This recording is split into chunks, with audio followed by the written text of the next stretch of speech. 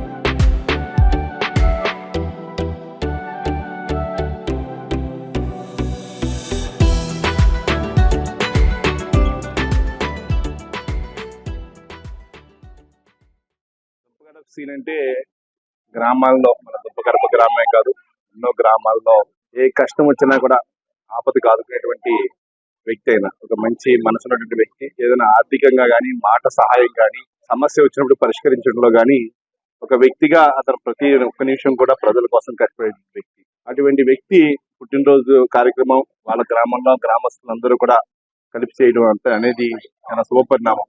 ముఖ్యంగా ఆయన ఒక తెలుగుదేశం పార్టీకి ఎప్పుడూ కూడా ఈ గ్రామంలోనే కాదు, మన ఉండి నియోజకవర్గంలో ఏ ప్రాంతంలో అయినా సరే ఆయన ఎక్కడైతే అవసరం ఉంటుందో అవసరం కాడ వచ్చి పనిచేసి పూర్తి స్థాయిలో ఇప్పుడు తెలుగుదేశం పార్టీ ఇక్కడ స్థానికంగా శాసనసభ్యులుగా తిరుమల గారు గెలుపు పొందడానికి కానీ, అంతకితం నేను కానీ, అంతకితం శివ గారు కానీ, అలాగే అప్పటి అబ్బాయిరాజు గారు కానించి కూడా ఎప్పుడూ కూడా పార్టీకి అహర్నిశలు కష్టపడి పనిచేసినట్టు వ్యక్తి. ఆ వ్యక్తి ఈ గ్రామంలో ఏ పని చేసినా ఒకవేళ ప్రభుత్వ నిధులు కొరతుంటే ప్రైవేట్ దాతలు చూసుకుంటాం, ఒకవేళ ప్రైవేట్ దాతలు కూడా సరిపడినటువంటి డబ్బులు లేనప్పుడు అక్కడ ఉన్నటువంటి పారిశ్రామికవేత్తలని సిఎస్ఆర్ ఫండ్స్ ద్వారా కానీ అభివృద్ధి చేయడం కానీ, స్కూల్స్ కానీ, గుడులు కానీ, టెంపుల్స్ కానీ గ్రామస్తుల సహాయ సహకారంతో, గ్రామ సర్పంచ్ గారు కానీ, గ్రామంలో పెద్దలందరూ సహాయ సహకారంతో ప్రతి ఒక్క కార్యక్రమాన్ని బ్రహ్మాండంగా నెరవేరుస్తారు. ఎవరికన్నా ఆపద వచ్చింది అంటే డిపార్ట్మెంట్ సైడ్ కానీ, వేరే ఆర్థికంగా కానీ ఏదైనా అర్ధరాత్రి ఫోన్ చేసినా వెంటనే స్పందించి పనిచేస్తారు. దాని ద్వారానే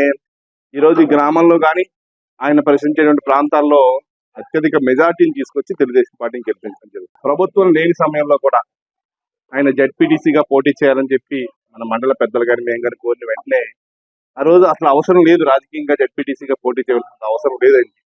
మరి వాళ్ళ ఇంట్లో అదే టైంలో మ్యారేజ్ అని పెట్టుకుందాం అనుకునే టైంలో కూడా పిల్లల చదువు మెడ్రాస్లో ఉంటున్నాను, మధ్యలో అటు ఇటు తిరగవలసి వస్తుందని కొన్ని సందర్భాలు ఉన్నప్పుడు కూడా కోరిన వెంటనే నామినేషన్ వేసి నేను కూడా మీకు పార్టీకి నిలబడి ఉన్నానని చెప్పి ఆ రోజు నామినేషన్ వేసి నిలబడి ఉన్నారు. అంటే కష్టకాలంలో పార్టీకి వెన్నుండి ధైర్యంగా ఉండటంలో ముందరటి వ్యక్తి మన శ్రీనివాసరాజు గారు. కాబట్టి రాబోయే రోజుల్లో శ్రీనివాసరాజు గారికి ఆ యొక్క భగవంతుని యొక్క ఆశీస్సులుండి వారి కుటుంబ సభ్యులందరికీ కూడా అష్ట ఐశ్వర్య ఆరోగ్యాలు సకల సంపదలు చేకూరాలని చెప్పి మనసావాచ కోరుకుంటూ ఈ రోజు ఇక్కడ విచ్చేసినటువంటి అందరికీ కూడా అంటే పిఎస్ఆర్ టీం వారే కేక్ పెట్టుకున్నారు, వారే బట్టలు పంపిణీ చేశారు. పేద ప్రజలకి, మహిళలందరికీ కూడా, వృద్ధులకి అందరికీ కూడా చేసి భోజనాల కార్యక్రమం కూడా 2,000 మంది 3,000 మందికి ఇక్కడ ఈ ప్రాంతంలో ఉన్న అందరికీ కూడా ఆయన మిత్ర బృందం పిఎస్ఆర్ టీమ్ అని ఒక ఫామ్ అయ్యి వాళ్ళు చేస్తున్నారు. చాలా సంతోషం. ఎందుకంటే ఎవరైనా పుట్టినరోజు చేసుకోవాలంటే వాళ్ళ పుట్టినరోజు వాళ్ళ స్వయంగా చేసుకోవాలా. కానీ అటువంటిది కాదు. ఇక్కడ ఆయన స్నేహితులు కానీ అందరూ కూడా చక్కగా చేసి ముందరు తీసుకెళ్తుంది. వారిని కూడా ప్రత్యేకంగా అభినందిస్తూ సర్పంచ్ గారు కానీ గ్రామ పెద్దలందరినీ కూడా ప్రత్యేకమైన కృతజ్ఞతలు ధన్యవాదాలు తెలియజేసుకుంటున్నా. మా దుంపరపు గ్రామం ప్రజలందరూ కూడా ఎంతో సంతోషపడే విషయం ఈరోజు.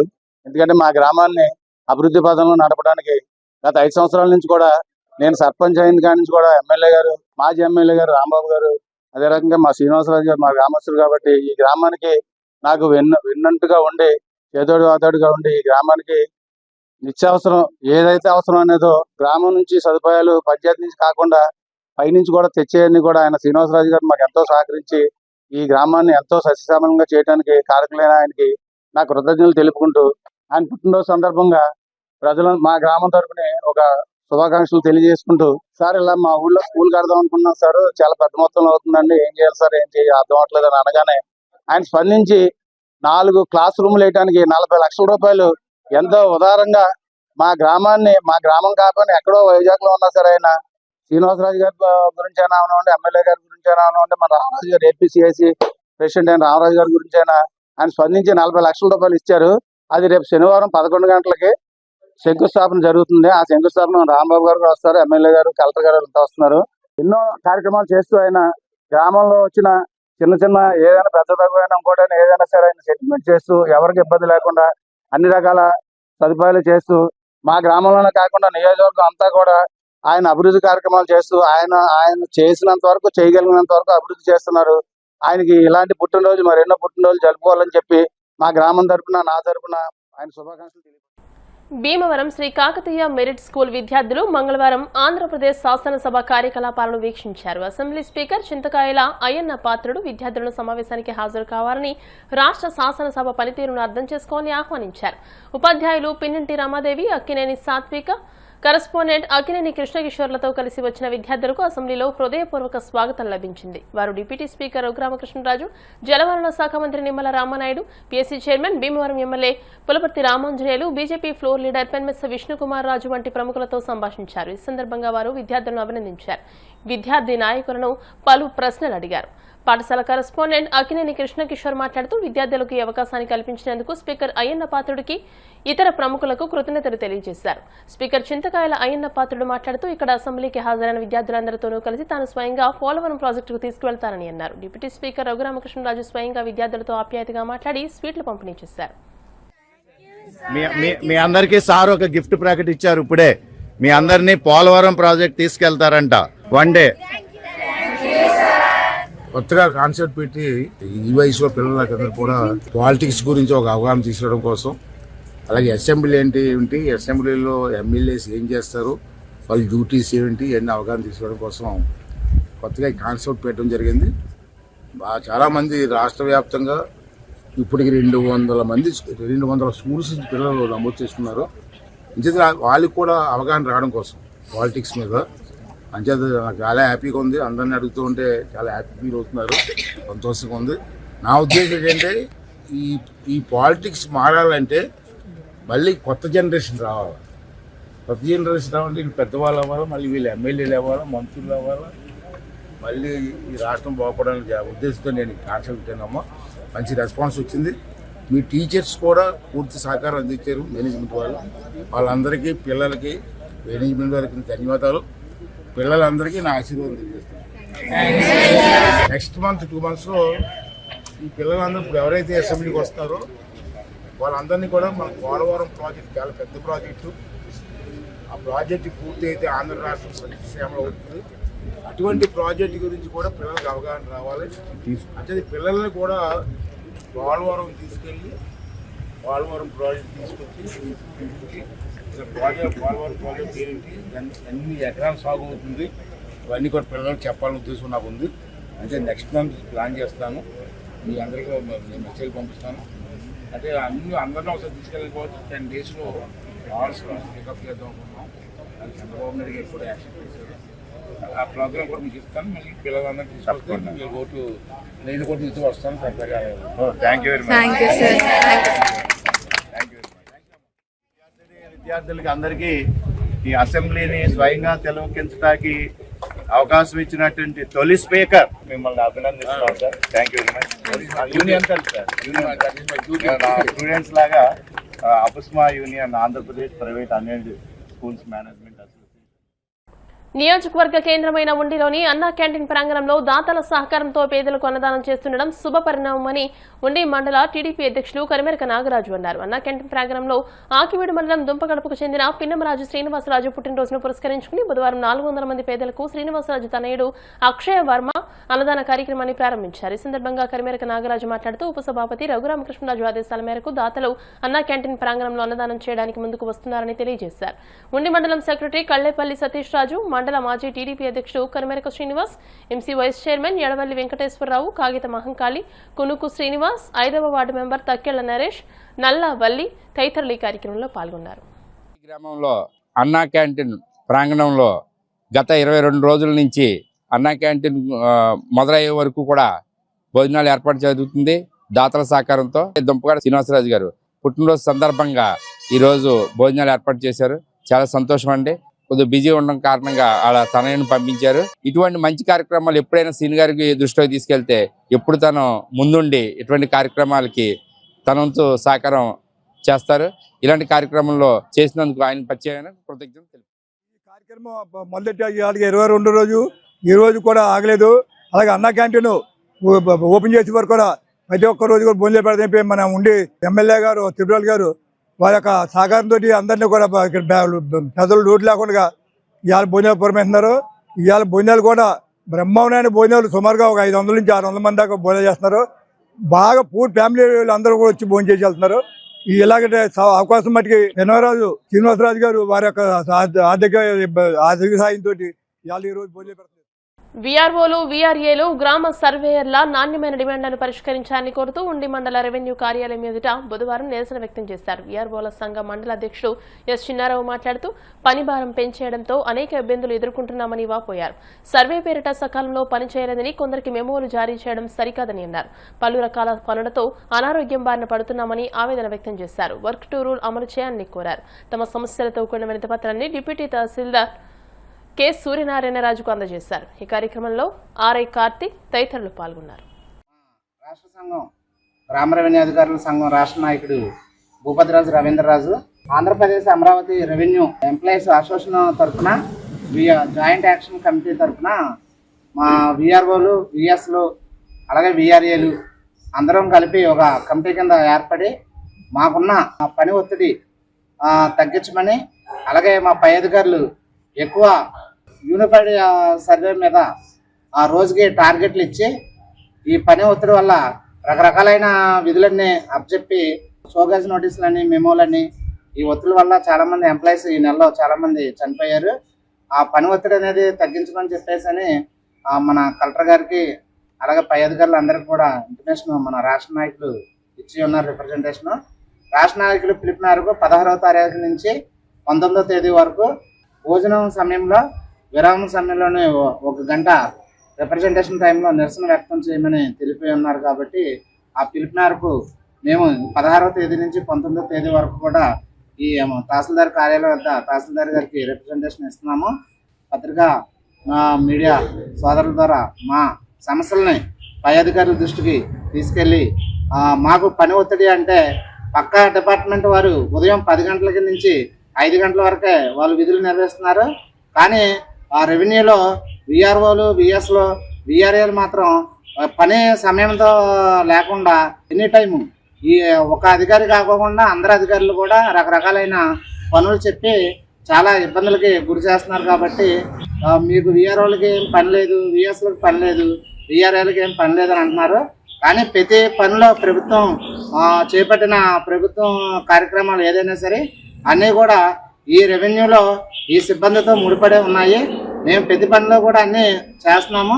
ఇది మేము పనులు చేయమని మేము తెలియపరచడం కాదు, మాకు సమయం ఇచ్చి మా చేత పనులు చేయించుకోవాలి తప్ప పని ఒత్తిడి చేసి షోకాజ్ నోటీసులు ఇచ్చి మెమోలు ఇచ్చి చాలా ఇబ్బందికి గురి చేసి దానివల్ల ప్రతి ఒక్కరం కూడా ఇబ్బంది పడుతున్నాము. అలాగే మానసికంగా ఇబ్బంది పడి టెన్షన్ పడి ఎక్కువ రోడ్డు యాక్సిడెంట్లని లేకపోతే మామూలుగా అనారోగ్యాలని కలుగుతున్నాయి. కాబట్టి పై అధికారులు అందరూ కూడా ఒకసారి దీన్ని ఆలోచించి మా ముందు దయించి పనిని చేయడానికి ఒక టైం అన్నది లిమిట్ పెట్టి ఆ లిమిట్ ప్రకారంగా టార్గెట్లు ఇవ్వకుండా పనిని కల్పించాలని ఈ రోజు మన డిప్యూటీ తహసీల్దార్ గారికి మా అసోసియేషన్ తరఫున విఎస్లో విఆర్ఓలు విఆర్ఏల తరఫున రిప్రజెంటేషన్ ఇవ్వడం జరిగింది.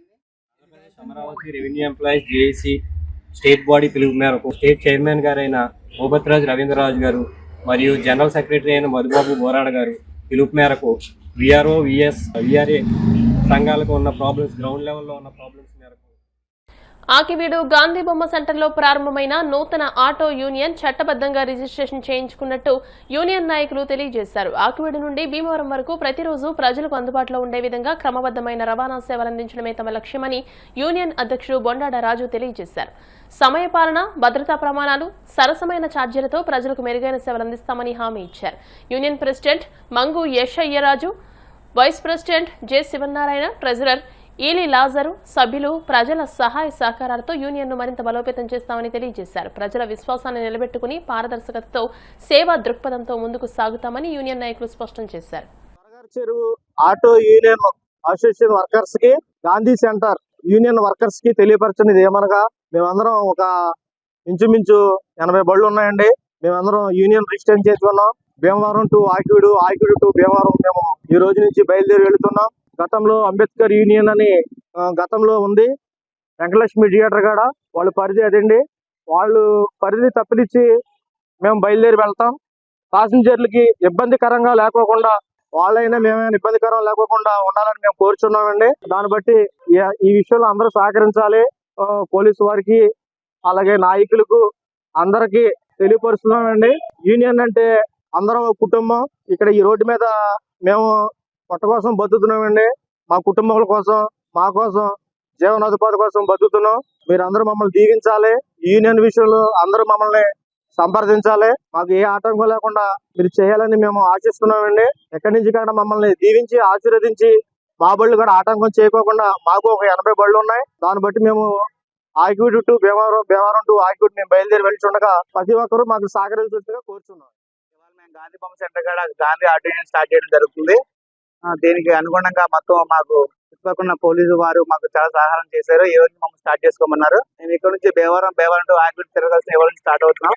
మాకు ప్రతి ఒక్కరు సహాయ సహకారాలు అందించాలని, పోలీసు వారికి కూడా మాకు సహాయ సహకారాలు అందించాలని కోరుతూ రాష్ట్ర వ్యాప్తంగా జరుగుతున్న సహకార సంఘాల ఉద్యోగుల సమ్మెలో భాగంగా బుధవారం ఉదయం నుండి డీసీసీబీ భీమవరం మెయిన్ బ్రాంచ్ వద్ద, భీమవరంలోని 2 బ్రాంచ్లు, ఆకివీడు బ్రాంచ్ పరిధిలోని 12 సహకార సంఘాల ఉద్యోగులు సుమారు 120 మంది సిబ్బంది ధర్నాలో పాల్గొన్నారు. న్యాయమైన తమ సమస్యలు పరిష్కరించే వరకు సమ్మె కొనసాగిస్తామని నినాదాలు చేశారు. ఈ ధర్నాలో ఉద్యోగుల రాష్ట్ర జేఏసీ సభ్యులు నందమూరి సుబ్బారావు, యూనియన్ జిల్లా కన్వీనర్ నరసింహరాజు, జిల్లా ఉపాధ్యక్షులు ప్రకాష్ వర్మ, ఎండగండి సంఘ కార్యదర్శి రవి, వెంపా బాబులు, పూర్ణ, రాట్నాల సుబ్బారాయుడు, శ్రీనివాసరాజు, పెదపుల్లేరు అప్పారావు, మేళం గోపి, సిఐటియు నాయకులు వాసుదేవరావు, యూనియన్ రాష్ట్ర మాజీ కార్యదర్శి టి గంగరాజు తదితరులు పాల్గొన్నారు.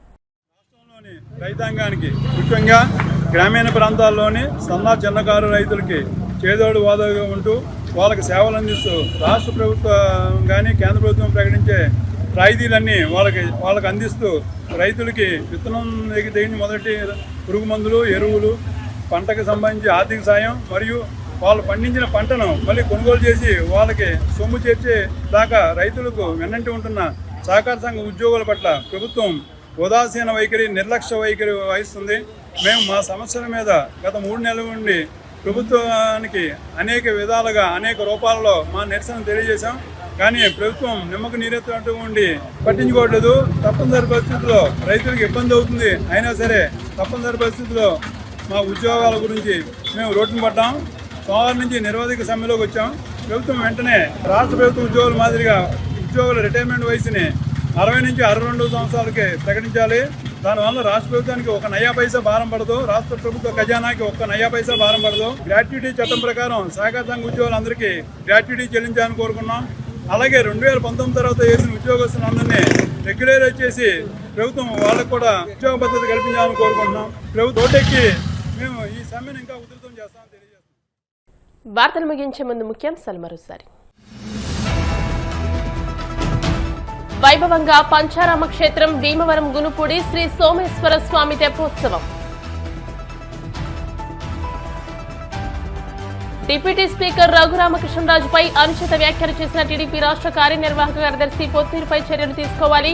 ఆకివీడు మండల టీడీపీ నాయకుల డిమాండ్. పేద విద్యార్థుల భవిష్యత్పై ప్రభుత్వం నిర్లక్ష్య వైఖరి విడనాడాలి. వైఎస్ఆర్ కాంగ్రెస్ పార్టీ ఎంబీసీ విభాగం రాష్ట్ర అధ్యక్షులు పెండ్ర వీరన్న. భీమవరంలో డాక్టర్ వైఎస్ఆర్ జిల్లా గ్రంథాలయాన్ని పరిశీలించిన జిల్లా గ్రంథాలయ సంస్థ చైర్మన్ జుత్తుగా. ఈ వార్తలు ఇంతటితో సమాప్తం. మరిన్ని వార్తల కోసం BCN digital YouTube channel, Facebook page ని ఫాలో అవ్వండి. అప్డేటెడ్ వార్తల కోసం ప్లీజ్ సబ్స్క్రైబ్.